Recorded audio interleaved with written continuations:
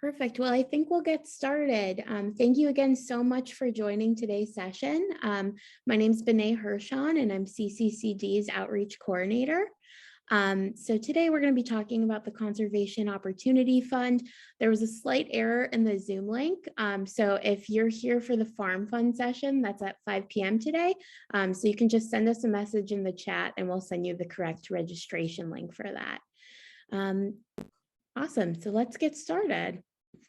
So I'd love for us to just take a moment to go around and introduce ourselves, our name, what town or county are we from, and why are you interested in this opportunity, and how did you hear about the grant? Amanda, would you be interested in doing an introduction and getting us started? Sure thing. Thanks, Bené. Hi, everybody. My name is Amanda Littleton. I work with Bené at the Conservation District, and we're just really excited to hear about project ideas that you have for this grant opportunity, which has just gone into its third year. All right, so I guess we'll just do it popcorn style. Anybody who wants to chime in and let us know who you are, what town you're from, and what you're interested in about this grant. Yeah, I'll go. Are we there? Yeah. Hi, my name is Joe Smith. My wife Beth and I live in Swansea Center, and we are fairly novice beekeepers. And last year we started with a I don't know what to call it, a wildflower garden in the area of our beehive, and we're interested in expanding some pollinator opportunities for the bees in our bee yard, as well as some that our neighbors have.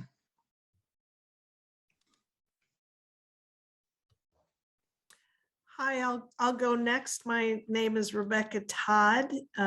We live in Chesterfield, and I know that this program has done great things around Cheshire County in the years it's been running, and I'm interested in sparking and thinking about what might be possible for us to contemplate. So thank you for your work.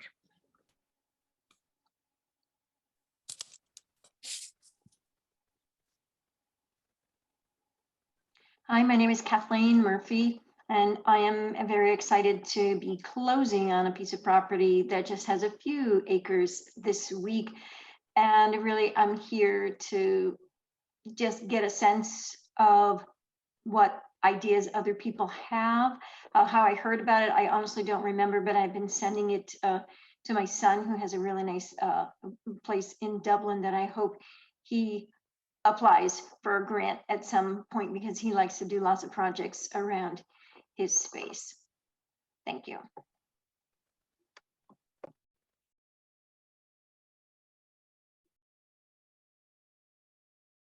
I'll go. I'm on the board of the Friends of Ashwilot River Park in Keene in Cheshire County. And one of my colleagues is actually the chair of that board. I'm hoping she'll introduce herself, but we're both master gardeners through UNH Extension.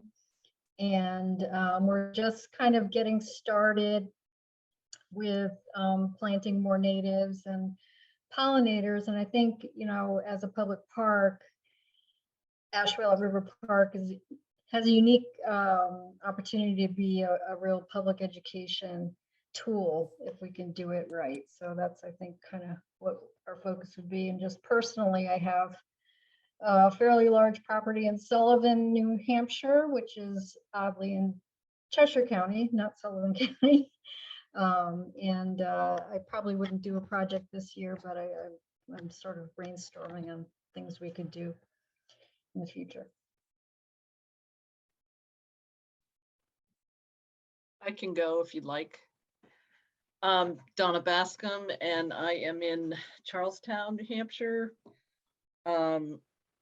We have in the past worked with NRCS and established a pretty nice pollinator plot, which just every year it gets better and better. But I'm interested in bird habitat in addition to pollinators, but I'm kind of trying to get more information about bird habitat enhancement possibilities.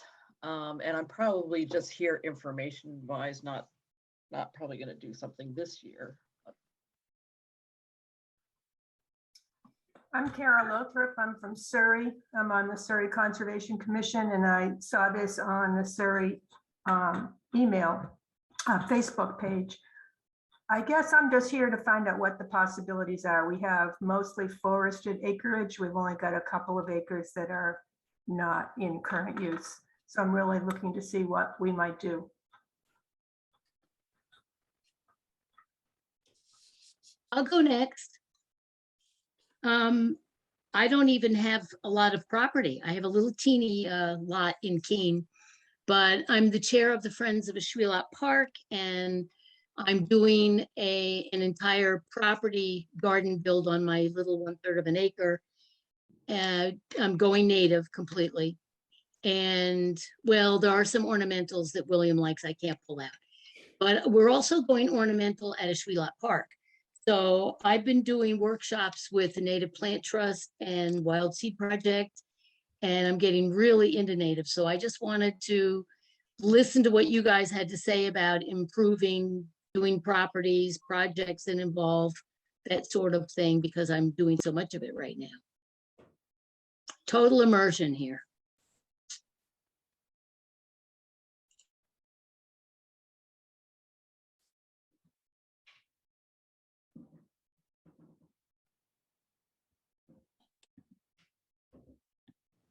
I can introduce myself.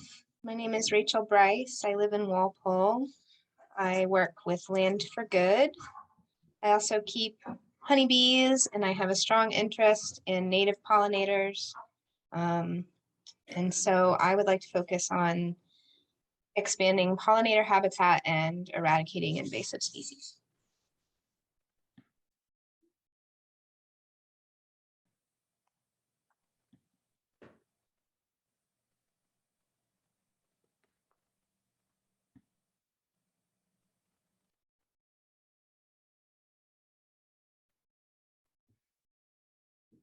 Great. Well, thank you all for introducing yourselves. I'm not sure if everyone had the opportunity to, so I'll just give a second for anyone else who wants to jump in.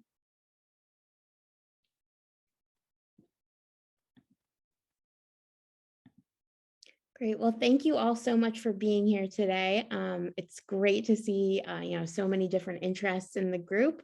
So the way we'll format this session is we're going to do an overview of potential projects, what the grant application process looks like, what the grant timeline looks like, and then we'll open it up for questions at the end of the session. But as we go through, if you have any questions, you can feel free to type them in the chat, and we'll get to them either towards the end of the session or as we go. And thanks so much again for being here. So I'm just going to do an overview of the mission of the Conservation Opportunity Fund. So the goal of the fund is to provide funding for owners of small tracts of land who are interested in improving wildlife habitat on their property. An important thing to note is that the Conservation Opportunity Fund reimburses project costs. So rather than providing an initial upfront grant, for example, we reimburse payment afterwards. Another important thing to note is that planning, design, and the installation is the responsibility of the landowner or any contractor that you may hire for the installation or consultation. And Amanda and I, we're here to help and provide technical assistance, resources, and answer any application questions. Or we're always happy to get on a call and bounce ideas with you. But our role is not to design or install the projects themselves. So eligibility. So in order to be eligible for the grant, you have to be a private landowner in Cheshire County, New Hampshire, or a land user with site security. So for example, a long-term lease. The grant is only open to people who live or own tracts of land that are 25 acres or less. And this includes individuals, businesses, organizations, farmers, and forest landowners. So these are just, I'm going to go through a few of our eligible projects and some examples of past projects. So a very popular one in past years has been native pollinator habitat. So these are areas planted with native vegetation that provide nectar and a pollen source, as well as offering a low disturbance area for nesting and egg laying. So in the past, we've seen a lot of people convert, for example, lawns into wildflower meadows, which you can see in the photo on the left. Or we have examples of, smaller boxed in type of gardens as well. So another project are rain gardens. So these are depressed areas of a landscape that collect rainwater from a roof, a driveway, or a street, and it allows the water to soak into the garden. They're planted with a mix of native perennials and shrubs, and they're a really great tool to manage stormwater runoff and improve the water quality in your area. And this year, it's actually really exciting. We have a partnership with Soak Up the Rain, New Hampshire, through the Department of Environmental Services.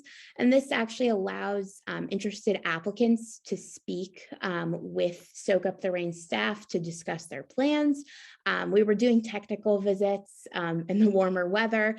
If you're interested in applying for technical assistance for the next grant cycle, you can find the form on the link for the Opportunity Fund. I'll put it into the chat at the end of the presentation. And there's a form to actually fill out a rain garden technical assistance request. And we can work something out for over the summer or in the fall months or early spring. We'll visit your property. We'll let you know if we think that it would be a good fit for your property. And we'll do what's called a percolation test, where we just see how fast water is absorbed into your soil to see if that project would work out. But right now, we're also doing technical assistance phone calls, and we can look over photos of your property and do that virtually. Just in the cold weather, it makes it harder to see how water is absorbed on your property and freezing temperatures. But the really exciting thing about this partnership is Soak Up the Rain has a really great range of different resources. They're really experts in this. And reaching out for this and getting that technical assistance can be really helpful in crafting a compelling proposal and application for the grant. So another example of a project is the creation or maintenance of early successional habitat. So old fields, shrublands, and young forests are often referred to as early successional habitat. And these are actually increasingly uncommon in the New Hampshire landscape and are an important tool for diversity of wildlife. Another project we've done in the past are the creation of vegetated buffers on surface waters. So that could be lakes or streams. And it's usually a buffer of native trees and shrubs and perennials, and it helps reduce erosion and improve water quality. And as I mentioned before, with the native pollinator gardens, we've seen a lot of conversions of lawns and fields to these really beautiful and thoughtfully planned out pollinator gardens. And I think we have a lot of different resources on our website on different plantings and different tools to go into all of these projects. And you can really convert kind of like your standard lawn, or for example, like a riverfront area, into something really beautiful with native pollinators blossoming. So I'm going to hand it over to Amanda to go over priority for the projects. Great, thanks, Benet. All right, so priority projects. What the selection committee is always looking for when they are reviewing applications each year is, this one sounds silly, but just following the application guidelines, going through and answering the questions so that way they have a full understanding of the scope of your project. And we'll go through some of the questions, but I would just encourage everybody, if you end up later doing an application, and as you go through, if you want to talk through any of the questions, you don't hesitate to just give Benet or myself an email or a call. We can set up a time to chat, because we don't want the application to be a barrier. We don't expect anybody to be a professional grant writer. It's not the intention at all. It's just trying to get the information about the projects to see which applicants are the best fit for the program. So we're also looking for folks to have a detailed plan for site preparation, long-term maintenance, and sustainability. A lot of times folks focus on sort of the outcomes, right? They're focused on, this is what we're going to have at the end of the project, but they don't address how they're going to get there, which is that site preparation. And it's really an important piece to just show that there's been some thought put to the fact that, like, for example, if you're doing a pollinator habitat, with seed, I should say, if you're doing pollinator habitat with seed, there's about a whole season of preparation if you're doing it with organic methods. And so we just want to make sure folks have sort of thought through the implications of everything before they commit to doing something in an application. Demonstrating landowner inputs on time and resources. These are small grants, as you probably all know, looking at grant awards of $1,500 to accomplish your project, which is, I think, a good amount of money for plant materials and resources for a defined project. But we also realize that sometimes landowners are going to have to put in their own time and resources as well. And so we just want to make sure landowners who have a project and they understand their scope and what that means for the budget of a project. Projects are informed by the ecology of our region, and really we're focusing on how is it going to benefit our native wildlife. We're looking at utilizing native plant materials, informed by sort of the seasonality of our region as well, right? Like if we're doing pollinator habitat, the bloom times, are we seeing those bloom times spring all the way through fall? So that way there's food sources for pollinators. Providing opportunities to partner with the district for community education. This is such a bonus. It's not a requirement of the grant, but we're always really excited to see how can we work with landowners who do these habitat installations or enhancements to educate others, to share. We're really excited about peer-to-peer education. So landowners learning from other landowners on what's worked well, what hasn't worked well, how easy was it, what were the resource inputs. Sort of, I think that's something that we're excited about. And education can come in many forms, and we can talk about that, but it could be offering a workshop at your property, writing a blog article, just sharing pictures through social media. So that can look like different things depending on the comfort level of the applicant.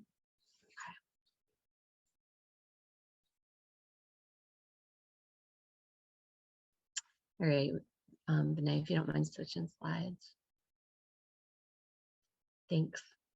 All right, so what's not eligible? Projects that have already been installed, we can't retroactively go back and provide payment for these projects. And if they've already been started, we really do encourage folks to not start the project, to do the planning. And then when you're selected, when your application is selected, we are excited to come do a site visit with you, provide you with any resources you need, allow you to be asking questions, and bringing some really knowledgeable folks that are on our committee to your property to provide sort of that opportunity for that back and forth, to brainstorm together and sort of see what is the best options for your property.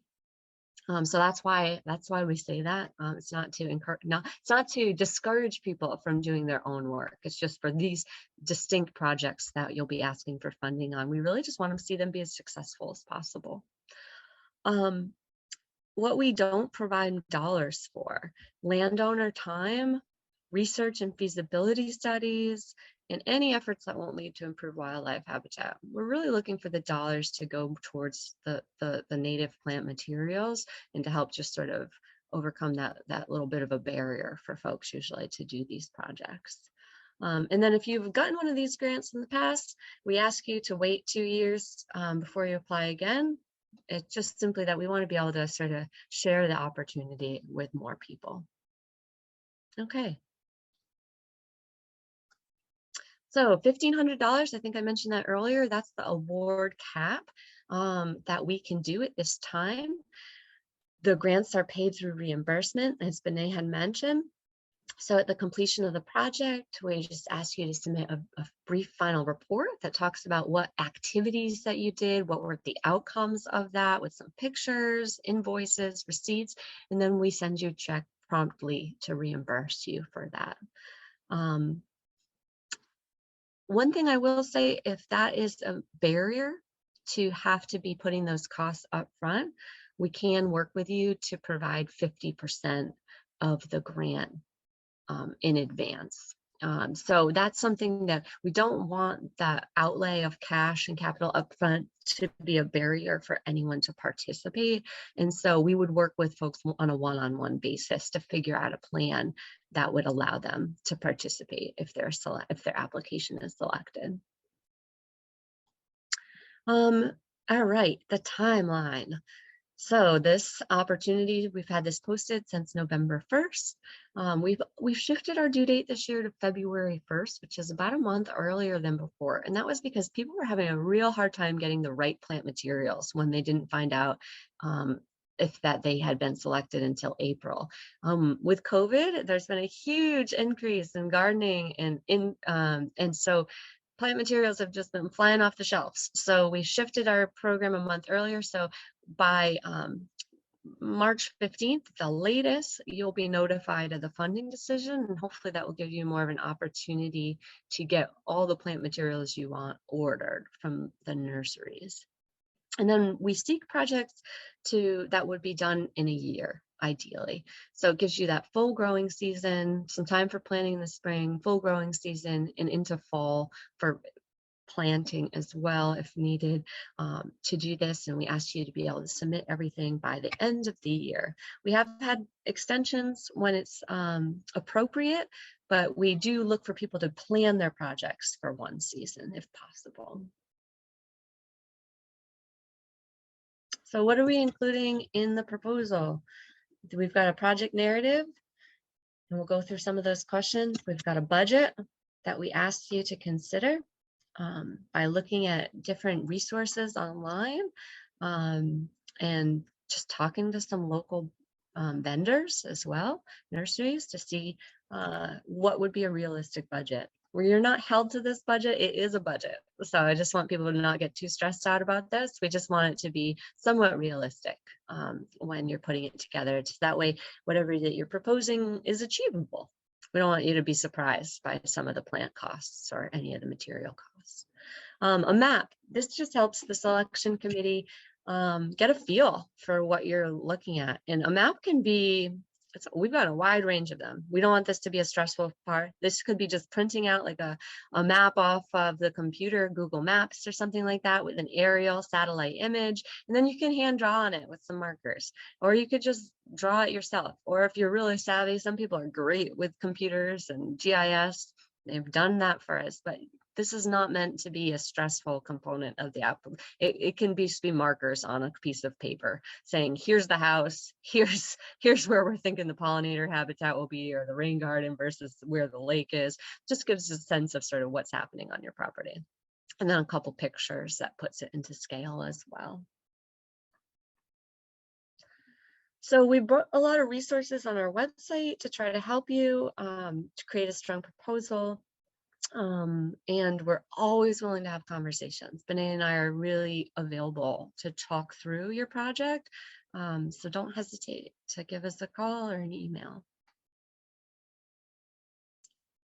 All right, so we'll go through this part kind of quickly, just that way we'll have time for questions. But this is about the project narrative, and you'll see it's 1,000-word maximum. So this is not a long proposal. We're really looking for it to be brief and just to address sort of what your goals are. So the first question is about your project, just sort of a quick few sentence summary, what you want to accomplish, what the results are going to be if everything goes successfully is the second question. And then the third one is the work plan. So what are the activities? What are the tasks that you plan to do? And putting details in this section, I think, is really an important part, because this is where you're going to be talking about site prep, considerations of your given site, whether you're using seed, whether you're using plugs or larger plants for a pollinator garden or for rain gardens, you know, that you've thought through, that you have to measure the drainage area, that you have to think through some of the soils considerations. So just really sort of thinking through the steps and laying it out for us. The fourth question is one that we do want you to put what you want help with, because that helps us sort of make sure that we have resources that can guide you. So if you need help with plant selection, if you need help with finding contractors, say you're doing an early successional habitat and you need a brontosaurus to come in, maybe we need to help sort of find you where the contractors are in the region that have those equipment. We just want you to be able to share with us where your gaps are. It doesn't make your proposal weak, it makes it stronger for you to be able to explain what you don't know, what you need help with, because that's what we're excited to sort of fill that niche. And beyond just the $1,500, we want to be able to say, like, how can we help you achieve your goals? The fifth question here is about what resources or skills you bring to the project, and depending on who you are, that's going to really vary. You could be an educator and you're excited to do education about this. Those are skills that we don't have listed there that we'd really be bringing to the project as well. So anything that you bring that you're excited about sharing or helps make your project more successful. And then the sixth one, you know, long-term maintenance. We just want to know that you've been thinking about that and that it may require some maintenance depending on what the project is, and that you're comfortable with it and willing to do it. Seventh one is about the education that you're interested in doing. And this is where we would encourage you to be creative and use skills that you're comfortable with. Some people would love to write an article and share pictures, but the idea of having people come to your property would be, and having to speak publicly would be horrifying. And that's okay. We don't want anyone to be put in an uncomfortable situation. We just want you to be able to share what you're willing to do that would help educate your friends and neighbors in the community. And so that's the brief rundown of the project. And so I think we could probably stop the screen share at this point, and we'll just open it up for questions. Hear what you guys are thinking. Benet and I can chime in.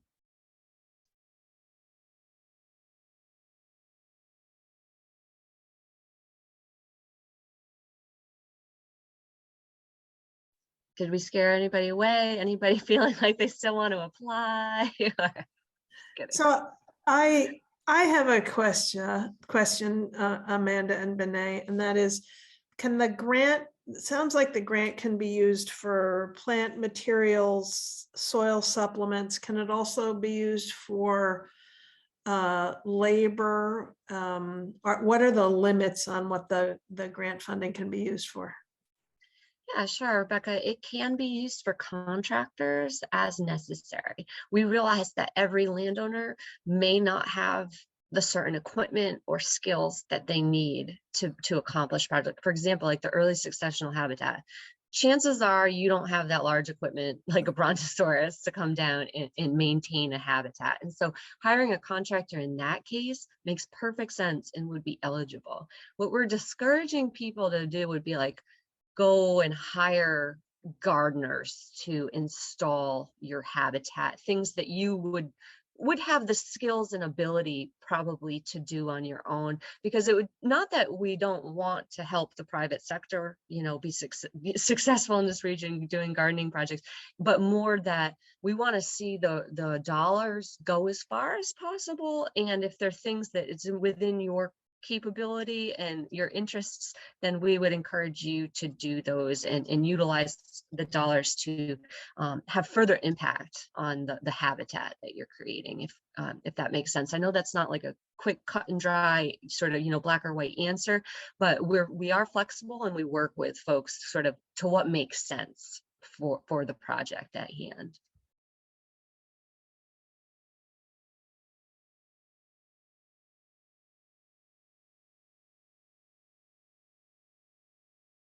Does anybody have specific questions about like a type of contract? Like that's a great question that Rebecca brought up, or about a specific expense that they're wondering about that may or may not be eligible.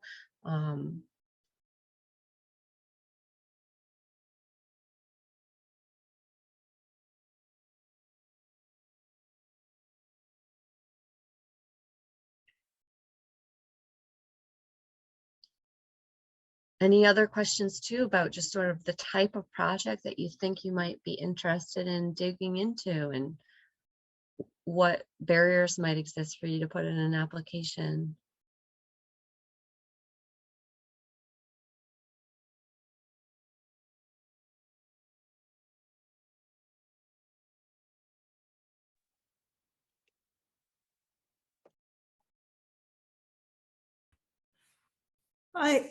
This isn't really responsive to that prompt, but I'm curious, Amanda. I presume that you think that this will be an ongoing cycle, that this program will be in existence next year. I'm just thinking for people who can't pull it together for a February application, are we looking at next year as well?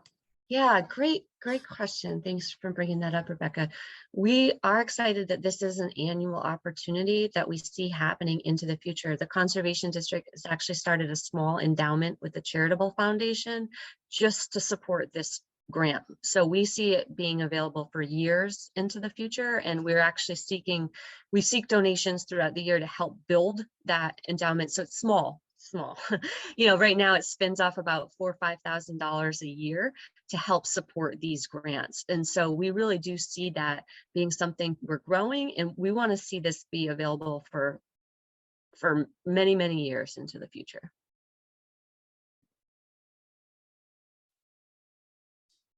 Kathleen, I'm not sure if you had a question. I noticed I think you were muted. Okay, you're all good. No, my husband was walking by. Yeah, sorry about that. No worries. Although, oh, that's so funny, because I was just thinking a question was coming up while Rebecca was talking. So it might come back to me in a second. No worries. Sorry to put you on the spot. Oh, no, that's okay. So Amanda, you said something about, like $4,000 to $5,000. So I guess I was going to, if the maximum for each is 1,500, are you saying that you give multiple projects support per year? Yes, we do. I believe last year we gave 5 grant awards out, and we hope to continue to have more each year as funding allows. Funding is really the only, not the only limitation, but certainly the biggest limitation to doing more. So yeah, we do anticipate probably doing at least 6 grant awards this year.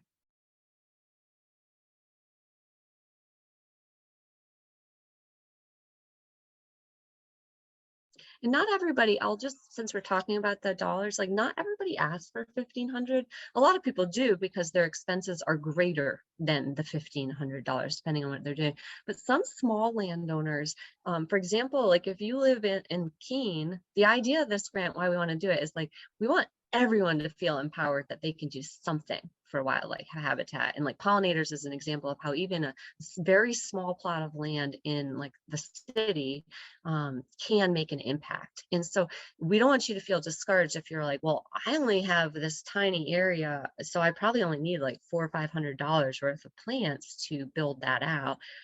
Don't feel like you shouldn't apply, because that's exactly the type of things that we want to encourage, is everyone to feel like no matter what scale property you have, that you can have an impact.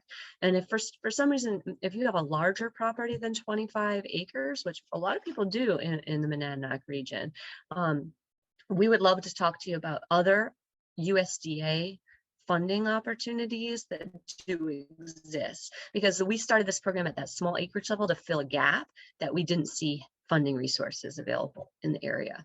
For larger forest landowners or agricultural producers, there are USDA dollars that we would be happy to talk to you about. So just putting that out there, if you happen to be in that situation, we could set up a time to talk or get you a referral to have someone come do a site visit on your property if you're a larger landowner, because the cap won't be as small if you're working with the USDA, and your options will be greater. In that example, I actually do have a friend who is a little disappointed because I don't know how many acres she has, but it's more than 25. So in that example, because it's the USDA, is the application a little bit more challenging? And then if so, is there support for that? Great question. So it's a very different process to apply. You don't have a long narrative, or you don't do a budget, you don't do anything like that, like a typical grant with the USDA. The process is pretty straightforward. You would put in a request, for example, to the conservation district, to Benet or I, and we could get that into the USDA for you. And then you'd be put on this list basically to get a site visit. And so a planner would come out to your property, do a site visit with you, talk about your goals, your resource concerns that you have. So in that case, it's building soil health, protecting water quality, improving wildlife habitat are the top three that often come to mind for forest landowners or agricultural producers. And so they would come talk to you about your goals and look at the resource needs and sort of craft a plan with you if you want to move forward with an application, or just provide you with some technical guidance. And then you'd have some eligibility paperwork to fill out. Like, are you not a million bajillionaire, basically? Like, you have to be under a certain income limit. And I'm joking, but it's quite high, the limit that you would have to fall under to be eligible. And then there's some eligibility for your land. But overall, it's a process they really walk you through. And so I wouldn't say it's a daunting process in any way, but it is more of a process. All right, It's the federal government. So, there's some hoops that you jump through. Thank you.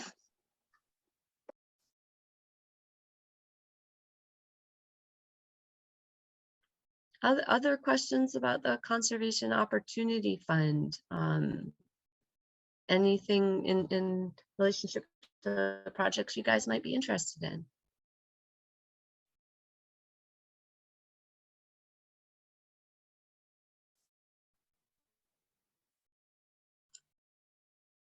I'm realizing as I listen to you that my next project in my yard would fit with this perfectly.